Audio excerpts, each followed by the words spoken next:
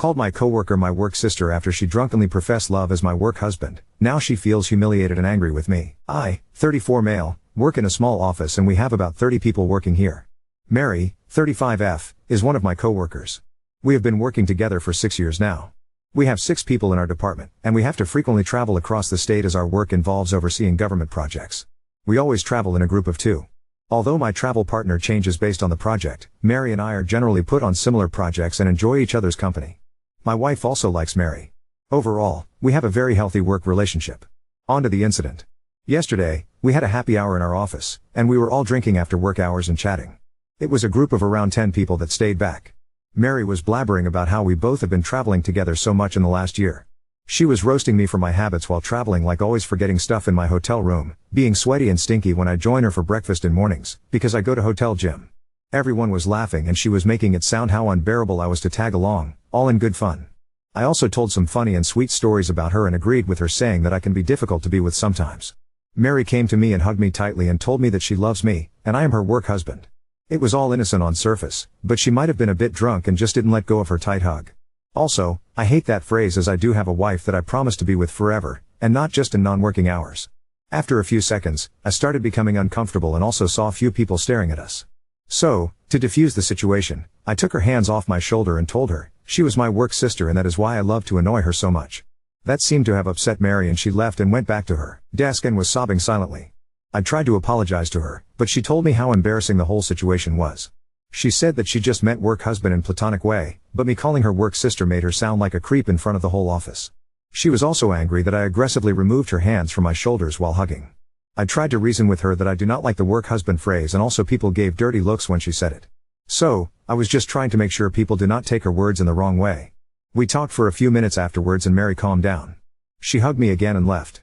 I felt really guilty afterwards because I can see Mary's point. I made her sound like a creep by implying that she meant something inappropriate when she called me her work husband. However, I was a bit uncomfortable in that situation and just did not want people to call us that, or assume something wrong. Am I the off for calling Mary my work sister? I am sitting in my office writing this and a bit worried if I embarrassed Mary in front of everyone. Update 2. As I was sitting in office the next day, I knew things would be a bit awkward between Mary and me. Mary ignored me the whole morning. Initially, I was planning to go and apologize to her, but after the post, I decided that I do not need to do that, as I should be the one who was offended. Everyone in the office could see that we were acting weird, and I heard some people gossiping about us. One of the ladies also came to me and asked me if I want to talk about Mary and me. Around 3 p.m. in the afternoon, I was sitting in my office working. Mary came into my office and closed the door behind her. She was angry at me and started saying that I need to stop being an asshole and stop ignoring her. I told her to sit and to talk about what is going on. She told me that she feels humiliated, and everyone has been starting at her the whole morning because of what I did. I also stood my ground and told her that I was okay with her making fun of me, but calling me her work husband and hugging me in front of everyone for a long time made the situation awkward. She told me to get over myself and that I should know exactly what she meant. Mary said that I made a big deal of what was supposed to be a joke and made it awkward for everyone. She said calling someone work husband is a normal thing and just means that she knows me intimately like a spouse would. She said that because we spend so much time traveling together, she knows all the intimate details of how I behave outside work. I stopped her and told her that I felt offended by the term work husband because I have a wife and I do not want people to use that term to describe our relationship. I told her that she would not understand as she is single, but as a married man, I really do not want anyone to describe me as a husband in any capacity. She said that I am again misinterpreting what she was saying. She felt that as we have known each other more time than I have been married, she knows me more intimately than even my wife. I have no idea why she feels that way, and I also behave like her husband when we travel together. She went on about how we go out to dinners together after work, how I always insist on having breakfast together in morning, to plan our actions of the day, and I walk around in my underwear, referring to my gym shorts, around her in mornings. She also talked about how we spend hours talking to each other during road trips and how I am the only man she can trust with any secret in her life. She said that I am the definition of work husband, and I am just in denial. I was a bit angry at this point. I told her that I do all that because I consider her my friend and she is delusional if she feels she knows me more intimately than my wife. I told her I do not want to hear that term again and it is extremely disrespectful to my marriage. Only one woman gets to call me her husband and that is my wife. Moreover, if my actions are giving her such ideas, maybe we need to stop being friends. She became apologetic afterwards and told me that she did not mean to disrespect my wife, and it was not her intention. She apologized to me and told me to just let it go. She said that she loves traveling with me and she does not want anything to change between us. She again said that I am misinterpreting her statement and just wants to move on. She came to hug me again, but I just told her it was okay and stepped back. I also talked to my wife about the incident that night. As expected, my wife was angry at Mary and told me that she hates the term work husband. She asked me if Mary has ever flirted with me during our trips or has a crush on me. I truthfully told her that I really have not felt that way, and she may have just said that because she was a bit drunk and is now being stubborn about it. My wife said that she feels a bit uncomfortable about Mary now and says that it's strike one for Mary and I need to try and put more distance between us while traveling. If she ever repeat the same behavior again, I should report her to HR. I promised my wife that I would try to reduce my interactions with Mary outside work hours and be more guarded around her. Update 3. I discussed it with my wife and have set up meetings with my manager and HR today. I plan to not file a complaint, but document what happened last week and why it made me uncomfortable. I do not have any upcoming travels this week due to holidays but have to travel next Tuesday with her to a worksite. I will discuss with my manager on what my options are. However, I feel a little distance between Mary and me for some time would be the right solution for now. Update 4. Although a part of me thought I was overreacting and that it was just part of Mary's personality, I felt the need to protect myself. I requested a meeting with my manager and HR to document my side of the story. I wrote down everything and told them about the incident at the party, as well as Mary coming into my office and the comments she made. I made it clear that while I did not want them to take action against her, I wanted to emphasize that her behavior made me uncomfortable, especially her comments about knowing me better than my wife and remarks about my shorts. My manager had already heard about the incident at the happy hour, as everyone in the office was talking about it. He told me he would try to shake up the travel schedule to minimize our travel together. The issue was that only 4 people in our company generally work on off-site audits, and the other 2 coworkers did not want to split up because they claimed they worked well together. As a result, I continued traveling with Mary for the next couple of weeks, but it was awkward, and I kept my distance. My manager then called Mary and me to his office and informed us that he was planning to train a new auditor, Carolina, 26F, and set up a schedule where she would travel with me for 1 week and then with Mary the following week. We were asked to train her. I liked this arrangement because it meant I no longer had to travel with Mary. Carolina turned out to be a great travel buddy, and I made sure not to get too comfortable with her. I always dressed professionally when we went for breakfasts, avoided late-night drinks, and maintained healthy boundaries. Things were great until last week. Last Tuesday, I could feel everyone staring at me when I entered the office, and I was immediately called to a meeting with my manager and HR. HR asked if I had anything to report regarding Carolina and if she had made any advances toward me during our work trips. I told them no, that Carolina had been very professional the entire time. I asked why I was being interrogated, and they told me they couldn't disclose any further details, but that Carolina was being investigated by HR for inappropriate conduct. I left the meeting, and Mary came to my office, asking what had happened. She mentioned that she was also told Carolina would no longer be traveling with us and that we were asked to travel together again. I told her I had no idea what was going on. I messaged Carolina to see if she was okay and if she needed to talk. She asked if she could come to my office, and I agreed. Carolina explained that someone anonymously sent messages to her boyfriend, posing as someone from the office over the weekend. The message included screenshots of Carolina sending some inappropriate pictures she had taken in her hotel rooms during our travels, and flirtatious messages. This person claimed to her boyfriend that Carolina was trying to cheat with him at work, and he was just trying to warn them. Her boyfriend went crazy after seeing the pictures, ghosted her, and then sent the messages to HR as revenge. Carolina was in tears, telling me that she had only taken those pictures for her boyfriend and had no idea how they got leaked or how those messages even existed. Her boyfriend was furious because he also received the exact pictures from Carolina and knew they weren't fake. I consoled Carolina, but she's in deep trouble, as our workplace takes such things very seriously, because we work on government contracts, and I'm sure everyone suspects I am the anonymous messenger. I was told that the matter would be investigated, and Mary and I would be working together on the project again.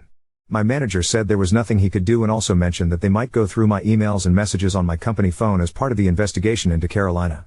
Mary seems very happy about the whole situation and keeps talking about how excited she is to revisit the restaurants and bars we used to frequent during off-site trips. She also keeps referring to Carolina as that pervert. The whole thing is just crazy. My wife, of course, believes that I would never do anything inappropriate with Carolina and that I wasn't the anonymous messenger. However, her conspiracy theory is that Mary, who was also traveling with Carolina, may have unlocked her phone and accessed the photos. It feels far-fetched, but the fact is, I'm not thrilled about traveling with Mary again.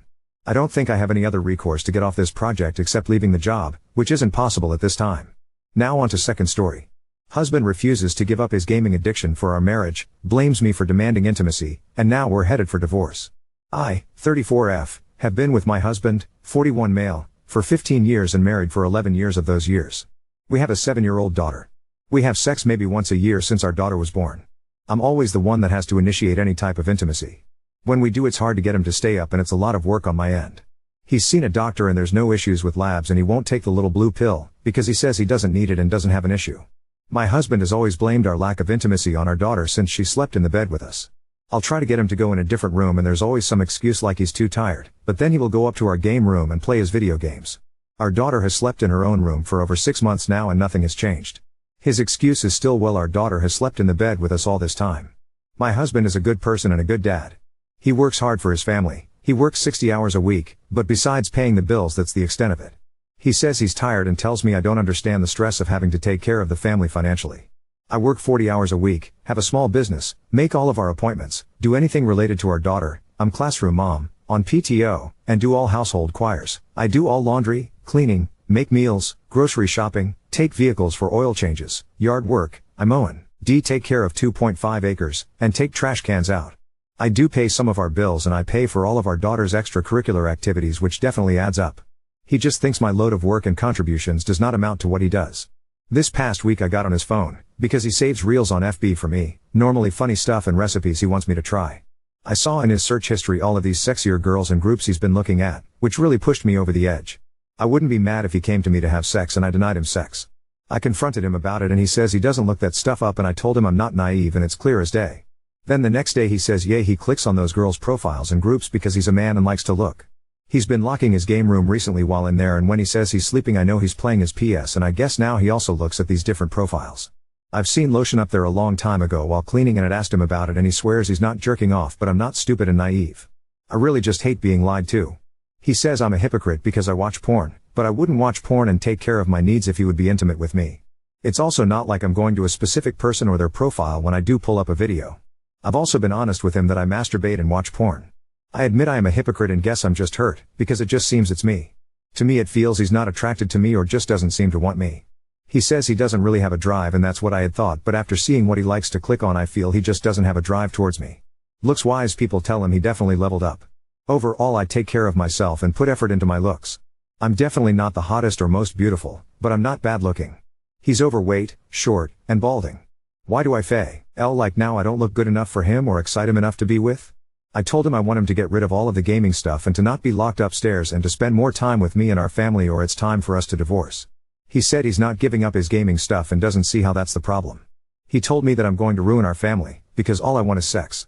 I'm just tired of begging. I feel I shouldn't be begging for intimacy, affection, and him being present with his family. I do so much for everyone and tired of not getting anything in return. I'm tired of putting my wants and needs last. I'm tired of begging him to hang out with us and do family stuff. The only thing that excites him is to go upstairs in the game room and play his video games, and I guess now I know he likes to do other stuff as well. We've done the counseling stuff here and there and it gets better for a bit, but then goes back to our normal. So am I the asshole and a hypocrite? Am I in the wrong and taking things too far? Editing to add another note, there's definitely two sides to every story and you're just getting mine. We both have different love languages. Mine is affection and physical touch and his is acts of service. He likes a clean and tidy house and I do my best to keep up with everything home-wise. I tried talking to him what makes me happy and what I want, but he's not listening to me. I feel like a spoiled brat at times because yes, he provides financially well for us and I don't go without. It just sucks. I want to be seen again. We used to be such a team and it's a pissing contest of who does what. My husband really isn't a bad person or dad. Our daughter is definitely a daddy's girl, mostly because I'm the disciplinary parent that makes sure she has to brush teeth, school work, and etc. On our days off together he'll do a few things with us and then say he needs to get some rest, but he goes upstairs and video games. He really does work, too much. He says he works so much, because he wants to make sure we're taken care of if something happens to him. Which his dad was never there and his mom did struggle when he grew up. Update 1. I realized as I was blindly rage writing my issues to a bunch of strangers I didn't write the title properly, so I corrected it in this post update. Yesterday I messaged my husband the following: why should we stay together? Just for our daughter. What do you love about me besides being a good mother and wife? What do you like about me? What are things you want from our relationship that you're not getting besides financial? What do you think I contribute to our relationship?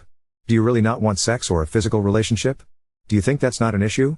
I need a physical and intimate relationship. That's something that's important to me. It's more than just sex. Am I not attractive to you? Do you not desire me? Please be honest. Why do you hide the fact that you masturbate? Why can't you see why I'm upset and that my feelings are valid? You think I'm upset over nothing. I feel you take my words as if they are water being poured into a colander. You hold no value to what I say. Why can't you see my pain? You think this is easy on me? Have I thrown too many empty threats to you that you don't take this and what I say seriously? Where can we go from here? Can we work it out? Sometimes my issue is that you can't be honest with me that there's an issue. I hate when you don't take accountability and place blame elsewhere. We're adults, we make mistakes and we should take accountability for what we say and do. I know I'm not who I was and I don't love who I am right now. I don't like nagging, yelling, and begging. Begging you for help, attention, and affection. I'll go back get a better paying job and help more with finances if we decide to move forward. In return you'll have to help more with our family. Help worry about finding a sitter for our daughter, who's picking her up from school. You'll need to help and call out when she's sick, take off for field trips, help make her lunches, take her to extracurriculars, and help more with daily tasks. He never responded. Instead I saw where he played over 3 hours on his PlayStation. To me that speaks volumes. Someone messaged me this link, that story really resonated with me and it hit close to home. I guess I'm at the point where I don't want a roommate anymore. I just want a partner that cares and can see the value I bring to our relationship and our family. Many of the originally post responses talk about how I just want sex and that's really not it. I want intimacy and a yearning to feel loved and longed for. I want our relationship to be where we are a team again and it no longer feels like a pissing contest of who does what. I guess we are past that point of working things out. Now my concern is how to make this an easy transition for my daughter. I will continue to put a smile on my face and hold back my pain, because as a parent how she feels and what she sees comes first. I don't want her to feel blame or to be sad. I know it won't be easy, but thank you strangers for your advice even when some of it stung a little. As I've said, I know it's hard to have an opinion when you're only getting one side. I'm not an angel in any of this and take accountability for my parts for the ending of this chapter. Update 2. After my second post I had found some thyroid nodules and thankfully they are non-cancerous, but I will still need to have a procedure to have them shrunk. My husband found out about them and was upset I did not tell him what I was going through medically. After that we spoke again about if he asked if we could reconcile and we did our best to address our concerns and we have been trying to work on things. He no longer plays his PlayStation, watches porn, or stays upstairs in our game room. I started working more and contributing more financially, especially with all of the extra medical costs from all of the labs, testing, and needing to save for the cost of the procedure. Since I work more he has been helping out with household duties and being a present parent. We are working on things, actually having sex, working on our health, and communicating more. After my possible cancer scare I realized life is just too short to not enjoy it.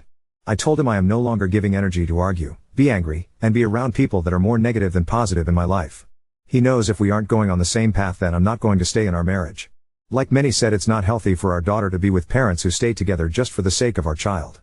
He's finally listened to me and has started going to the doctor. He's on a CPAP for sleep apnea, lost 60 ibs, and taking cholesterol medication.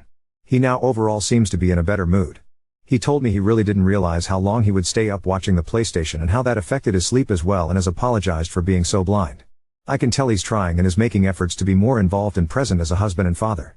He is also taking lots more initiative in our relationship. He initiates sex and actually is back to foreplay, and I feel like we have true intimacy again. I really think with the amount of masturbating he had death grip syndrome, and that's why he had a hard time keeping an erection, which was what ultimately led to the dead bedroom. The bedroom is fun again and I feel like we are how we were before having a kid. We've started doing lots of little things together like watching our weekly shows, having date nights, and we even took a week-long trip with just the two of us and we had a great time. I'm not saying everything is perfect, because we have our days, but we are on a very good path. I don't believe in throwing away something broken until I've given my all to repair it.